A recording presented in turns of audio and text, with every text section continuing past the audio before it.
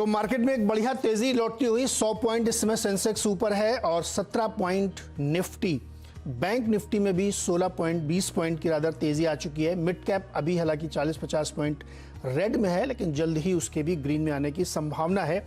और मार्केट ने शुरुआती जो हल्के झटके लिए उसके बाद अब स्टेबल हुआ।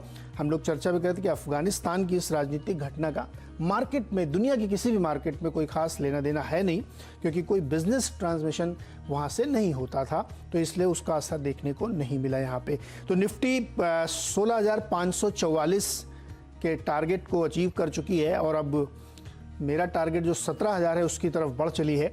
और आपके तमाम सवालों के जवाब देने के लिए और निफ्टी पे क्या राय है इसको बताने के लिए हमारे साथ हैं राहुल शर्मा जी, इक्विटी 99 के डायरेक्टर और रिसर्च हेड। राहुल जी, बहुत बहुत स्वागत है आपका। और निफ्टी तो अब बताइए, मतलब 550, 16,550 बताइए अब कहाँ का रास्ता तय करेगा ये?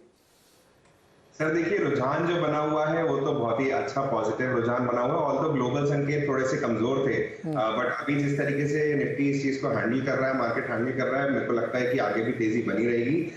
नीचे की ओर जो एक सपोर्ट है निफ्टी के लिए, वो करीबन 16,475 के लेवल पे है। अगर वो ब्रेक होता है तो नीचे की ओर मुझे लगता है 16,425 और 16,375 के लेवल्स देखने को मिल सकते हैं। इसके सपोर्ट बन के आ रहे हैं। सिमिलरली ऊपर के डायरेक्शन में देखेंगे नीरज सर तो 16,600 एक हर्डल पॉइंट है। अगर वो क्रॉस होता है तो मुझे लगता है 16,675 के लेवल्स निफ्टी में आपको देखने को मिलेंगे। तो आप ये कह रहे हैं कि अभी भी निफ्टी में लॉन्ग कॉल ही कैरी करनी चाहिए क्योंकि डाउन साइड कैप दिख रहा है? जी जी बिल्कुल सर। तो शर्मा जी बताइए, इस बाजार में फिर आपकी नजर कहाँ है, क्या खरीदारी करनी चाहिए? सर देखिए, जिस तरीके से फाइनेंशियल सर्विसेज के स्टॉक्स आज मुझे बहुत तेजी में लग रहे हैं, यहाँ पे मैंने एमके ग्लोबल को शॉर्टलिस्ट किया है। देखिए एमके में अपन ने देखेंगे कि अभी जो इनके क्वार्टर रिजल्ट्स आए वो भी बहुत शानदार आए और यहाँ पे एक साइडवेज का एक ब्रेकआउट हमें देखने को मिला है, फ्लैग पैटर्न का भी ब्रेकआउट देखने को मिला है। रुझान पॉजिटिव है। मुझे लगता है कि यहाँ से हम एक 122 रुपीज का स्टॉप लॉस बना के जो टारगेट बन के आ रहे हैं वो 150 के लेवल के, 150 जैसी क्रॉस होता है तो 170 तक की भी जर्नी देखने को मिल सकती है एमके ग्लोबल के अंदर। ये मेरा पहला ट्रेड था। दूसरा ट्रेड मैं पकड़ के चल रहा हूँ सर अडानी पोर्ट का, जो अभी करीबन चल रहा है करीबन 709 और 710 रुपए के बीच में। देखिए ये यहाँ पे मुझे लगता है कि एक कंसोलिडेशन के बाद में एक अप ट्रेंड की शुरुआत है। मुझे लगता है कि यहाँ पे हम एक बढ़िया ट्रेड बना सकते हैं। यहाँ पे 699 जो कि 10 रुपए नीचे है, यहाँ से अभी उसका स्टॉप लॉस मान के चलेंगे और ऊपर की ओर मुझे लगता है 735 से लेके 750 के टारगेट आपको अडानी पोर्ट में आते हुए दिखेंगे। तो अडानी पोर्ट में आपको टारगेट रखना है 735, 750, स्टॉप लॉस 699 और एमके ग्लोबल में टारगेट होना चाहिए 150, 170, स्टॉप लॉस 122 का। ये दो जो है राहुल की पसंद है और यहाँ पे आप खरीदारी करके चल सकते हैं। दोनों ही स्तर आपके स्क्रीन पे आपको दिख रहे हैं। चलिए अब सवाल लेना शुरू करते हैं। जयपुर से राजेश कुमार जी हमारे साथ जुड़ रहे हैं। राजेश जी नमस्कार, अपना सवाल पूछिए। नमस्कार जी सबको। मेरा सवाल ये है कि मेरे पास दीपक फर्टिलाइजर के 400 शेयर हैं, अभी रिसेंट में ही लिए हैं 10 दिन पहले 487 पे। तो अभी क्या फ्यूचर है इसका? किस दिन लोअर सर्किट लग जाता है, किस दिन अपर सर्किट लग जाता है, तो रखना चाहिए, होल्ड करना चाहिए, क्या करना चाहिए?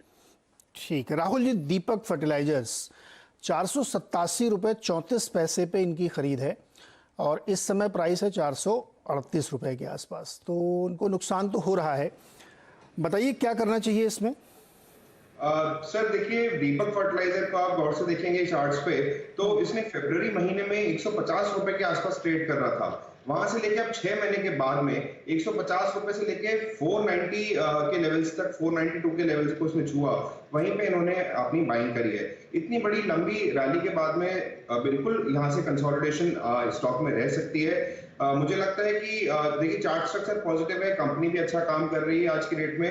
अगर 390 से लेके 400 रुपए के आसपास इनको मिलता है तो वहां पे एक बार इनको अपनी एवरेज करना चाहिए, अपनी कॉस्ट को रिड्यूस करना चाहिए और करीबन 1 से 1.5 साल तक अगर होल्ड करते हैं तो मुझे लगता है कि यहाँ पे बहुत ही बढ़िया इनको मुनाफा होता हुआ दिखेगा दीपक फर्टिलाइजर के अंदर। ओके, तो राजेश जी आपके लिए राय ये है कि लेवल्स आपको दिए गए, कहाँ पे आपको एवरेज करना है और कहाँ पे अपनी कॉस्ट ऑफ एक्विजिशन थोड़ी सी कम करनी है। चलिए अब चलते हैं लखनऊ। सत्या हमारे साथ जुड़ रहे हैं। सत्या जी नमस्कार, सवाल पूछिए अपना। हाँ नमस्कार नीरज जी। नमस्कार सर, मेरे पास लुपिन के हैं 2 लॉट 1017 पे इसी महीने के। अच्छा, अगस्त के ही आपने लिए हैं 1017 पे 2 लॉट ल्यूपिन के। क्या करना चाहिए राहुल? 1017 का प्राइस लिया है इन्होंने। जी सर देखिए, जब भी एफएनओ में ट्रेड करें सबसे पहले तो वहां पे स्टॉप लॉस का जरूर ध्यान रखें। अभी इनके इनके बाइंग प्राइस करीबन 1017 रुपए की बता रहे हैं और अभी 960 रुपए का भाव चल रहा है। देखिए मुझे लगता है कि ल्यूपिन अभी एक ओवरसोल्ड डायरेक्शन में था, वहां से अब ये एक बाउंस एक्सपेक्टेड है हमें। तो मुझे लगता है कि यहाँ पे एक 945 का स्टॉप लॉस बना के ऊपर की ओर 980 रुपए का एक हर्डल है, अगर वो क्रॉस करता है तो मुझे लगता है 1005 और 1015 के लेवल दिखेंगे। वहां पे एक बार इनको एग्जिट की स्ट्रैटेजी बनानी चाहिए, एवरेज की स्ट्रेटजी बनानी चाहिए। टारगेट इनका कितने दिन में अचीव हो सकता है अगर ये रुके रहें तो? मतलब कितने दिन से, क्या मतलब एक्सपायरी से पहले ही, क्योंकि टाइम वैल्यू भी उसमें आएगी। जी सर देखिए, अभी तो हाल फिलहाल तो चार्ट स्ट्रक्चर नेगेटिव है। मुझे लगता है कि थोड़ा सा इनको समय लगेगा। जैसे ही इनको एवरेजिंग का मौका मिले 945 के आसपास, तो वहां इनको कॉस्ट रिड्यूस करनी चाहिए अपनी। फिर वहां से हम, मुझे लगता है कि आने वाले 1 से 1.5 महीने में ये एग्जिट की स्ट्रैटेजी अपनी बना पाएंगे, जो कि 1015 के लेवल के ऊपर बनेगी। ओके, तो स्ट्रेटजी आपके सामने है सत्या जी, आप इसको ध्यान रखिए। और फ्यूचर्स में जब भी आप ट्रेड करें तो स्टॉप लॉस बहुत स्ट्रिक्ट लगाना चाहिए, वरना बड़ा नुकसान हो जाता है, क्योंकि उसके कैलकुलेशन तो आपको पता ही होंगे। तो ये थोड़ा सा आप ध्यान रखिएगा।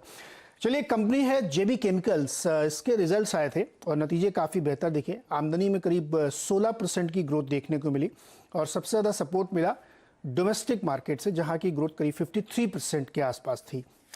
तो कंपनी ने काफ़ी अच्छे नतीजे पेश किए हैं और यहाँ से आगे क्या ऐसे ही नतीजे बने रहेंगे, क्योंकि बहुत सारी दवाएं कोविड रिलेटेड थी, जो बहुत सारा फॉर्मुलेशंस था, उसके ज़रिए भी कंपनी को अच्छी कमाई हुई है।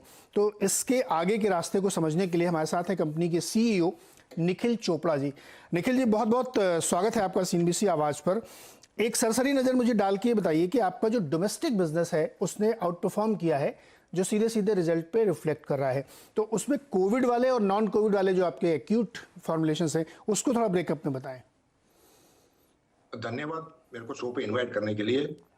फर्स्ट ऑफ ऑल, हमारा इंडिया बिजनेस जो है उसने अच्छा ग्रोथ डेमोन्स्ट्रेट किया, क्लोज टू 39%, और इसमें कोविड का पोर्टफोलियो का एकदम मिनिमम कंट्रीब्यूशन है, बिकॉज हमारे जो बड़े ब्रांड्स हैं मेट्रोजिल, रेंटेक, सिलाकार, निकाडिया, इन्होंने अच्छा कंट्रीब्यूट किया। और हमने Q1 में जो नया स्ट्रेटेजी गो टू मार्केट में हमने लोगों के साथ जो रिकॉन्फ़िगरेशन किया है, उसका भी हमको नतीजे बहुत अच्छे मिल रहे हैं। हमको हेल्थ केयर प्रोफेशनल से हमारे नए प्रोडक्ट जो हमने लॉन्च किए हैं in the world of paediatrics, respiratory और नेफ्रोलॉजी, उसका भी हमको अच्छा प्रिस्क्रिप्शन मिल रहा है। सो कोविड का कंट्रीब्यूशन हमारे ओवरऑल बिजनेस में इंडिया में बहुत बहुत मिनिमम है, बट हमारे बड़े ब्रांड्स जो टॉप 300 में हैं, वो अच्छा मार्केट शेयर गेन कर रहे हैं, अपना रैंकिंग गेन कर रहे हैं, and they are delivering market beating performance. Right sir, आपने नाम लिया 2, रेंटेडाइन और मेट्रोजिल का। अभी एनपीपीए ने थोड़ा सा प्राइस रिलीज करने के बारे में भी कहा है, उसका कितना बेनिफिट आप ले पाएंगे? रेंटेक में हमने क्या किया था कि हमने अच्छा खासा इन्वेंट्री मेंटेन करके रखा था because of the uncertainty in the supply chain. So रेंटेक का प्राइस इंक्रीज हमको Q3 एंड में देखने को मिलेगा, and at that time we'll take the price increase. But अगर देखा जाए जो हमारे बिजनेस में ओवरऑल हेडविंड्स हैं, उसको न्यूट्रलाइज करने में हमको रेंटेक का प्राइस इंक्रीज हमको बेनिफिट देगा।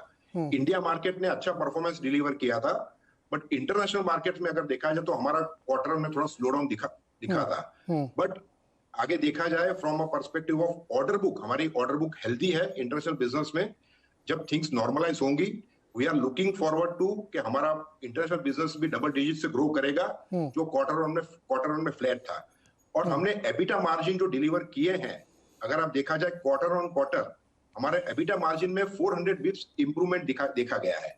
So on a subdued cost of Q1 last year, we have delivered an EBITDA margin of 27% for this quarter, which was in line with the guidance जो हमने पहले अपने कमेंट्री में दी गई है।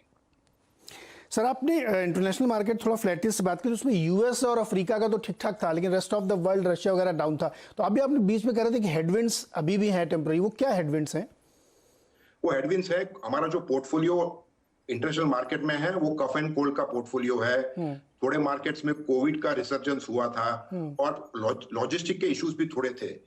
और देखा जाए तो हमने अभी Q2 में थोड़ा टेलविंड्स देखा गया है, जिधर हमारे ऑर्डर बुक हमको अच्छे हेल्दी नजर आ रहे हैं, और लॉजिस्टिक इशू भी हमको थोड़े दिख रहे हैं कि थोड़े रिजॉल्व हो जाएंगे। तो against the flattish growth of Q1 for international market, हम देख रहे हैं कि नेक्स्ट 2 क्वार्टर में हमारा इंटरनेशनल मार्केट का ग्रोथ भी लो डबल डिजिट में देखा जाएगा। ओके, अच्छा, डेल्टा है तो थोड़ा सा ये रेस्पिरेटरी सबके डिमांड बनी रहेगी, ऐसा एक्सपेक्ट करके चल सकते हैं। एक सवाल और है, मार्जिन आपने 27% पे रखी है, मेंटेन रहेगी क्या? क्योंकि कॉस्ट तो लगातार बढ़ी है। तो कॉस्ट अगर देखा जाए तो हमारा लास्ट ईयर फर्स्ट क्वार्टर में हमारे कॉस्ट बहुत कम थे, तो अभी हमारे कॉस्ट नॉर्मलाइज हो गए हैं, और हमारे इंडिया बिजनेस ने जो ग्रोथ डिलीवर किया है, हमको ये अंदाज है कि हमारा क्वार्टर इंडिया बिजनेस का ग्रोथ मार्केट बीटिंग डिलीवर होगा, और एबिटा मार्जिन जो हम 27% की बात कर रहे हैं, वो हमको कॉन्फिडेंस है कि हम ये 27% एबिटा मार्जिन आगे भी डिलीवर करेंगे for the current financial year. Right sir, ANDA filing का कोई स्टेटस आप दे सके? सो हम पहले लास्ट दो साल में हम 1 या 2 ANDA फाइलिंग करते थे। See we are a very small fish in a big pond in US market, और हमारा जो स्ट्रेटेजी रहा है कि हमारा जो फ्रंट एंड मार्केटिंग पार्टनर है US में, उनके साथ हम लगातार काम कर रहे हैं, and we are operating with a differentiated portfolio with limited competition. So आगे हम देख रहे हैं कि हम 3 से 4 एंडा फाइलिंग करेंगे। हमने अपनी R&D कैपेबिलिटी भी अभी मजबूत की है, हमने अभी नए लीडर भी लिए हैं, नया टीम भी लगाया है, तो आगे जाते हुए हमारे R&D का पूरा जो कारोबार है, हम देख रहे हैं कि हम कैसे 3 से 4 एंडा फाइल किए जाए, which will be differentiated and in limited competition area for the US market। Chopra साहब ने भी एक बड़ी अच्छी बात कही, small fish in large pond, ये बड़ा पॉजिटिव माना जाता है कि आपके लिए ग्रोथ अपॉर्चुनिटीज बहुत बड़ी होती है। Big fish in small pond होता तो दिक्कत होती, लेकिन इसी संदर्भ में चोपड़ा साहब ये बताइए, क्या कोई कैपेक्स का या इनऑर्गेनिक ग्रोथ का प्लान? सो कैपेक्स हमारा रूटीन है 60 to 70 crore for the year, which will continue to invest, हम करते जाएंगे। और इनऑर्गेनिक अपॉर्चुनिटी हम इवेल्युएट कर रहे हैं, इंडिया में भी कर रहे हैं, बाहर भी कर रहे हैं, and this all things take time. So जब भी राइट इंफॉर्मेशन हमारे पास होगी, हम will be more than happy to share, but अगर सही अपॉर्चुनिटी हमारे हाथ में लगी जो एबिटा एक्रेटिव होगी, तो हम we will not be shying away for investing in inorganic opportunity to fuel the growth for the coming time. साहब, किस सेगमेंट में आप ये इनऑर्गेनिक ग्रोथ देख रहे हैं, और उसके लिए कितना ईयर मार्क करके आपने रखा है पैसा? हम जिस तरह से पोजीशन है एज ए कंपनी, हमारे प्रेजेंस 3 से 4 थेरापेटिक सेगमेंट में है। So as compared to big companies, हम बहुत अच्छी तरह प्लेस्ड हैं कि tomorrow we can get into a inorganic opportunity for the existing category जहां हम प्रेजेंट हैं, या we can adopt to a newer category of business also within India. So हम जिस तरह से 3 से 4 कैटेगरी में इंडिया में आज प्लेस्ड है, हमारे लिए दोनों अपॉर्चुनिटी है, with in the existing portfolio या आउटसाइड द एग्जिस्टिंग पोर्टफोलियो, दोनों के लिए हम इवैल्यूएशन किया जा रहा है। ओके सर, लास्ट क्वेश्चन, एक कितना री इन्वेस्टमेंट कर रहे हैं आप पिछले 3-4 सालों से, अगर हम देखें तो? सो देखा जाए तो हमारा कैपेक्स जो हम इन्वेस्ट कर रहे हैं, वो हमारा रेगुलर इन्वेस्टमेंट हो रहा है। हमने बहुत सारे प्रोसेस और सिस्टम्स अभी कर रहे हैं स्ट्रेंथन इन द कंपनी। अभी हमारे जो 2000 people who are working in the field, हमने उनको आईपैड से इक्विप किया है। हम हेल्थ केयर प्रोफेशनल के साथ क्लोजली काम कर रहे हैं। आगे अगर हम देखा जाए तो हम अभी डोजियर बाय करने में या एनी इनऑर्गेनिक अपॉर्चुनिटी अगर देखी जाए तो उसमें भी इन्वेस्ट करेंगे। So our investments are routine, which conceptually we are looking forward कि हम कैसे बिजनेस को आगे फ्यूल ग्रोथ किया जाए। But from a perspective of the routine investment, it will continue to happen in the coming time. Okay, तो चोपड़ा साहब की बात का लब्बो-लुबाब ये है कि रीइन्वेस्टमेंट जो रूटीन है वो चल रहा है, नई अपॉर्चुनिटीज देख रहे हैं, और जो इनके कोर सेगमेंट हैं, अगर वहाँ अपॉर्चुनिटी मिलती तो करेंगे। मार्जिन ये कह रहे हैं कि मेंटेन रखेंगे, क्योंकि नॉर्मलाइजेशन हो गया है, कॉस्ट जो एस्केलेट हुई थी, और US अफ्रीका को छोड़ के बाकी रेस्ट ऑफ द वर्ल्ड में बिजनेस जो इस क्वार्टर में अच्छा नहीं था, उसको ये ठीक कर लेंगे। तो जब नेक्स्ट क्वार्टर में हम लोग बात करेंगे तो एक्विजिशन, इनऑर्गेनिक ग्रोथ और इस मार्जिन पे खास नजर रहेगी। निखिल जी, बहुत बहुत शुक्रिया और बधाई आपको अच्छे नतीजों के लिए, और उम्मीद करते हैं कि अगला क्वार्टर और बेहतर यहाँ से होगा। धन्यवाद। तो चलिए इस नोट पे एक छोटा सा ब्रेक लेते हैं, ब्रेक से लौट के आएंगे तो फिर से आपके सवाल जवाब शुरू करेंगे।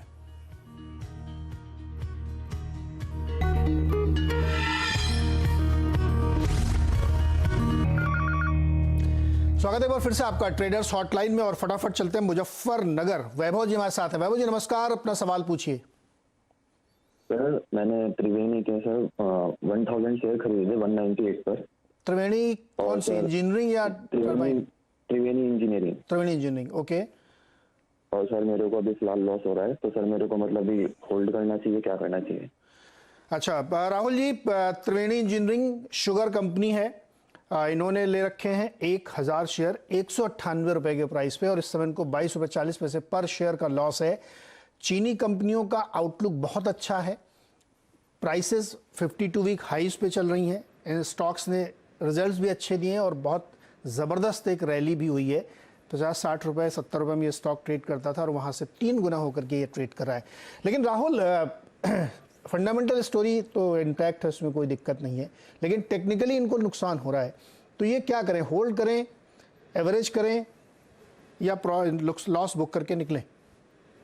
सर बिल्कुल आपने सही कहा। देखिए फंडामेंटली बिल्कुल सही है, और शुगर हम अभी भी शुगर सेक्टर को लेके बुलिश हैं। तो लॉन्ग टर्म का अगर नजरिया है तो बिल्कुल इनको होल्ड करना चाहिए, और इनफैक्ट एवरेज भी करना चाहिए इनको त्रिवेणी के अंदर। देखिए यहाँ पे जो इसका सपोर्ट बन के आ रहा है वो करीबन आ रहा है 150 से 160 रुपए के आसपास। तो वहां पे अगर इनको स्टॉक मिलता है तो इनको वहां पे एक अपनी पोजीशन को एवरेज करना चाहिए। थोड़ा लंबी अवधि का नजरिया रखेंगे तो मुझे लगता है कि 12 से 15 महीने में 240 से 250 के लेवल्स भी आपको त्रिवेणी इंजीनियरिंग के अंदर दिखेंगे। तो अपनी पोजीशन को एवरेज करें और होल्ड करें थोड़े समय के लिए। तो वैभव जी, आप तो उसी इलाके से हैं जहाँ चीनी का बहुत कारोबार होता है, मुजफ्फरनगर में, और आप अगर इसको होल्ड करते हैं लॉन्ग टर्म के लिए तो अच्छा गेन इसमें हो सकता है, क्योंकि फंडामेंटली बहुत स्ट्रॉन्ग कंपनी है। और अब तो ये जब से एथेनॉल ब्लेंडिंग का आया है 20% तक का टारगेट रखा है, तो इन कंपनीज के लिए बड़ी अच्छी अपॉर्चुनिटीज़ खुलती हुई दिख रही हैं। तो अगर होल्ड करते हैं लॉन्ग टर्म के लिए तो ठीक है, अदरवाइज 150-60 के आसपास है तो आप इसको एवरेज करके अपनी कॉस्ट को कम भी कर सकते हैं। जियाउल हक है छपरा से हमारे साथ। जियाउल हक, अपना सवाल पूछिए। कनेक्ट नहीं हो पा रहा। चलिए सर, एक सवाल ट्विटर पे मुझे किसी ने भेजा है, न्यूलैंड लैब पे। न्यूलैंड लैब का शेयर दिखाइए। 10 शेयर उन्होंने ले रखे हैं काफ़ी ऊपर के प्राइस पे, और इस स्टॉक में बहुत तेज़ गिरावट पिछले कुछ समय में देखने को मिली है। ये स्टॉक 2800 तक के हाईस पे गया था और अब ये 1600 रुपये पे ट्रेड कर रहा है। भयानक लॉस हुआ होगा जिसने उस लेवल पे लिया होगा। राहुल, इसके चार्ट में क्या दिख रहा है जो बहुत ऊपर से नीचे आ गया एकदम? नीरज सर देखिए, मैं अगर इस चार्ट को अगर स्ट्रेच करके देखता हूं तो हम इसने मार्च महीने में जो अपना पिछला कोविड का साल था 2020, वहां पे करीबन ये 250 के लेवल्स के आसपास ट्रेड कर रहा था। वहां से इस स्टॉक ने करीबन 2700-2800 तक के लेवल्स दिखाए, मतलब कि ऑलरेडी स्टॉक 5 से 6 गुना अपना रनअप दे चुका है। अभी हाल फिलहाल जो स्टॉक दिख रहा है डेली चार्ट्स पे देखेंगे तो सारे ही अपने एक्सपोनेंशियल मूविंग एवरेज के नीचे ट्रेड कर रहा है। आप बात करें 200 EMA की, 100 EMA की, उसके नीचे ही ट्रेड कर रहा है। इतनी लंबी रैली के बाद में टाइम वाइज करेक्शन और एक कंसोलिडेशन बहुत नेचुरल है इस स्टॉक के अंदर। मुझे लगता है कि यहाँ पे ऑल्दो क्योंकि लॉस बहुत ज्यादा है तो एक यहाँ पे आप अपनी एवरेज पोजीशन बनाएं, और इसको जो अभी इसका रिसेंट लो बना था करीबन 1600 के आसपास, वहां पे एक बार एक एवरेजिंग करने की कोशिश करें और उसको होल्ड करें। थोड़ा सा कॉस्ट रिड्यूस करेंगे तो नुकसान आपको कम होगा। थोड़ा सा लंबे समय में मुझे लगता है कि इनको मतलब अपने नुकसान को ये बचा पाएंगे। ओके, अच्छा, एक स्टॉक है इंडिया बुल्स हाउसिंग, 8% ऊपर दिख रहा है इस समय फ्यूचर्स में मुझे ये। इसका थोड़ा लंबा चार्ट दिखाइएगा, Indiabulls Housing. Rahul ji, इसको देखिए चार्ट पे जरा। 20-21 रुपए की रैली इसकी फ्यूचर्स में दिख रही, और इसमें एक अच्छी तेजी बनती हुई यहाँ पे दिख रही है। क्या करना चाहिए इसको? सर देखिए, चार्ट स्ट्रक्चर पॉजिटिव है, और अभी एक साइड थोड़ा सा साइडवेज कंसोलिडेट करके इसने अपने 100 EMA से अपना सपोर्ट लिया है, जो कि 245 के लेवल्स के आसपास था। अभी यहाँ पे एक अच्छा हम यहाँ पे ट्रेड बना सकते हैं। इसमें हमको स्टॉप लॉस रखना होगा करीबन 235 का, और यहाँ से मुझे लगता है कि 275 से 280 के लेवल्स देखने को मिल सकते हैं। 75 to 80। चलिए वापस चलते हैं छपरा, जियाउल हक के पास। जियाउल हक, अपना सवाल पूछिए। सर मैं ऐसा है कि 1100 शेयर बीपीसीएल का खरीदा हूँ 483 के भाव से, तो ये आगे बढ़ ही नहीं रहा है, इसको क्या करें, रखे या सेल कर दे? कितने दिन तक रख सकते हैं? 6 मंथ तक रख सकते हैं अभी भी। 6 महीने रख सकते हैं। ये 1100 शेयर इन्होंने भारत पेट्रोलियम के लिए रखे हैं। अभी थोड़ा नुकसान है इनको, 461 पे ट्रेड कर रहा है। राहुल, बीपीसीएल में बहुत लोग सवाल पूछते हैं और बहुत ही एक्टिव शेयर है ये। न्यूज़ ड्रिवन काउंटर भी है, क्रूड से भी ड्रिवन होता है, इंडिया में प्राइसेस बहुत बढ़ते रहते हैं, उससे भी लोग इसके सेंटिमेंट बनाते हैं। इनको क्या करना चाहिए? अभी इनको बहुत ज़्यादा नहीं, 20 रुपए शेयर का नुकसान है, लेकिन ये 6 महीने रुक सकते हैं। तो बीपीसीएल में इनको पैसा बनेगा कि नहीं बनेगा? सर देखिए, अभी ये स्टॉक जो अपना मोमेंटम गेन करेगा वो मुझे लगता है कि अपने ये जो स्टेक के जो सेल है उसके आसपास ही वहां पे हमें मोमेंटम देखने को मिलेगा। नीचे की ओर 440 का एक स्टॉप लॉस बना के चले और 490 का एक हर्डल पॉइंट है। मुझे लगता है कि जैसे ही स्टॉक में मोमेंटम पकड़ेगा, अगर 490 के लेवल्स क्रॉस करता है तो ऊपर 550 600 के लेवल्स देखने को मिल सकते हैं। स्टॉक बढ़िया है तो इसको बिल्कुल होल्ड करें। थोड़ा सा, क्योंकि इनकी कॉस्ट 483 रुपीज की है, मुझे लगता है कि 440 के स्टॉप लॉस के साथ में ट्रेड करें। एक अगर नीचे की ओर इनको मिलता है 445 450 के आसपास, तो वहां पे एक बार अपनी पोजीशन को एवरेज करके कॉस्ट रिड्यूस कर सकते हैं। लॉन्ग टर्म में बिल्कुल बहुत अच्छा स्टॉक है। ओके, तो होल्ड कर सकते हैं ज़ियाउल आप, अगर 6 महीने आपका नजरिया है तो। अदरवाइज सिर्फ अपनी आप कॉस्ट को एवरेज करिए। अमित सिंह पुणे से हमारे साथ जुड़ रहे हैं। अमित सिंह जी, सवाल पूछिए अपना। सर, सीडीएसएल का मेरे पास शेयर है, 100 क्वांटिटी है और मैंने 1000 रुपीज के हिसाब से लिया हुआ है और मैं लॉन्ग टाइम के लिए रखना चाहता हूँ। तो लॉन्ग टाइम में सर कितना टारगेट रह सकता है सर इसका? लॉन्ग टाइम से आपका कितना लंबा समय मतलब है? मतलब 5 से 6 साल। 5 से 6 साल रह सकते हैं, ये अच्छी बात। लॉन्ग टर्म का यही होना ही चाहिए।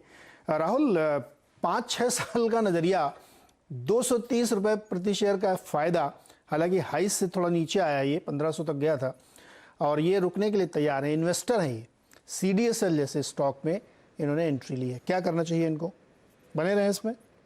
सर देखिए, सीडीएसएल की अगर बात करूं तो देखिए, मैंने देखा है कि यहाँ पे ऊपर के लेवल से एक प्रॉफिट बुकिंग देखने को मिली है।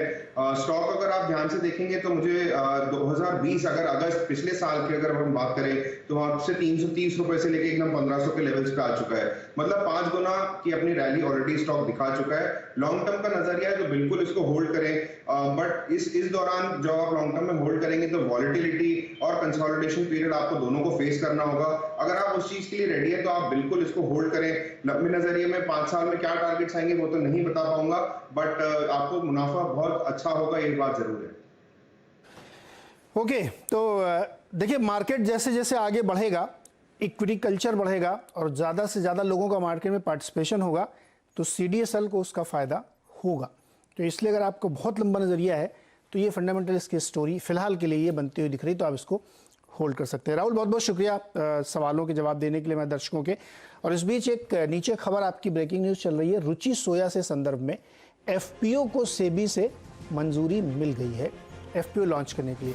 एनसीएलटी से जब पतंजलि ने इसको खरीदा था तो पूरा स्टेक इनके पास है, एफपीओ के जरिए उस स्टेक को रिड्यूस करना है और अब ये फिलहाल मंजूरी मिल गई है। और वीकेंड में इसके नतीजे भी आए थे। स्टॉक 3% ऊपर, 3.5% ऊपर दिख रहा है। यहाँ पे 1161 रुपये पे स्टॉक ट्रेड करता हुआ दिख रहा है और एफपीओ लॉन्च करने के लिए मंजूरी मिल चुकी है। इस पर भी नज़र रहनी चाहिए। ये भी एक बहुत ही इंटरेस्टिंग स्टोरी है क्योंकि पतंजलि का इसमें पूरा हिस्सा है और उनके तमाम प्रोडक्ट जो है इस ब्रांड के तहत आते हैं जो डेली कंजम्पशन वाले हैं। तो रुचि सोया के लिए खबर, एफपीओ को मंजूरी, एफपीओ की अपडेट का हम लोगों को इंतजार रहेगा कि कब आती है वो। चलिए अब पढ़ते हैं सुमित के पास। हर्षदा जी छुट्टी पे हैं इस हफ्ते, तो खिलाड़ियों की कमान संभाली है सुमित ने। सुमित, बताइए कौन कौन से खिलाड़ी हैं और क्या कुछ, अगर ऑफ कैम बात हुई तो क्या मूड माहौल बन रहा है उनका? देखिए, मैं तो मुदित से भी का स्कोर देख रहा था। लास्ट 3 हफ्ते से जो 3 हफ्ते के विजेता थे उनका मैच है इस पूरे हफ्ते में, और मुदित ने पिछले हफ्ते 34% के रिटर्न के साथ वो विजयी बने थे। तो 34% का रिटर्न का मुकाबला 28% और 22% वाले खिलाड़ियों के साथ है। देखना है कैसे पार्टिसिपेट करते हैं, कैसे खेल खेलते हैं और किस तरह से मिड कैप स्मॉल कैप का चुनाव करते हैं, खासतौर से तब जबकि मिड कैप इंडेक्स लाल निशान के अंदर कामकाज करता हुआ दिखाई पड़ रहा है। अच्छा नीरज जी, ये रुचि सोया में तो 3% का एक स्पाइक आ गया और मतलब सुबह नंबर्स के बाद तो ढीला पड़ा, डे लो के आसपास आया और अभी आप बात करें तो दिन के ऊपरी स्तरों पर पहुंच चुका है।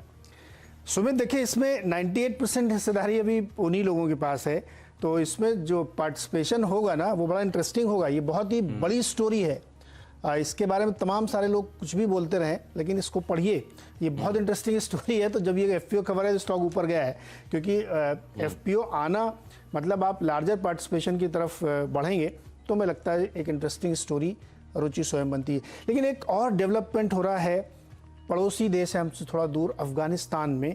वहाँ की कुछ तस्वीरें हैं जो आप देखिए, ये हवाई जहाज़ में चढ़ने के लिए मारामारी मच रही है। बिल्कुल आपको किसी लोकल बस स्टैंड का नज़ारा लग रहा होगा, लेकिन दरअसल ये एयरपोर्ट है काबुल का।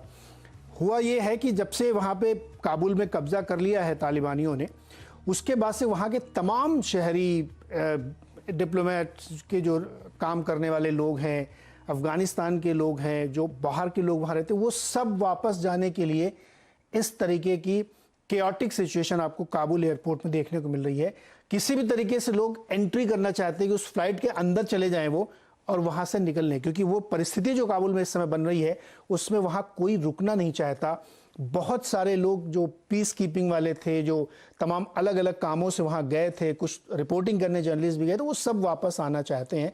लेकिन ये वहाँ की तस्वीरें जो है एक्चुअली बहुत डरावनी भी हैं, भयावह है। कि आप देखिए एयरपोर्ट में जहाँ इतना सिक्योरिटी होती है, इतनी जोन होती है, वहाँ पे लोग चढ़ने के लिए पूरी वेल को तोड़ने की पे आमादा है। आप नज़ारे देखिए, तस्वीर देखिए सुमित, ये नज़ारा किसी बस स्टैंड जैसा लग रहा है और ये एक्चुअल में एयरपोर्ट है काबुल का।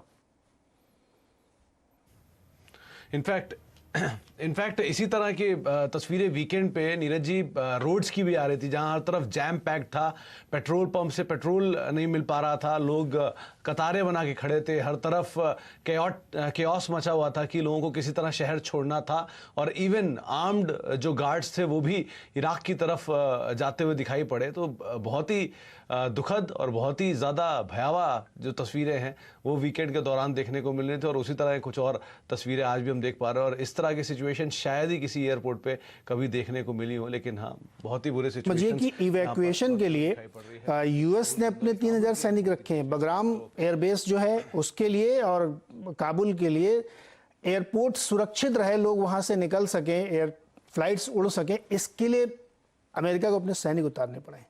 ये स्थिति है वहां पे काबुल में, एयरपोर्ट में अफरा तफरी मची है। चलिए सुमित, अब आप खिलाड़ियों की तरफ चलिए, तो अब शुरुआत करते हैं खिलाड़ी नंबर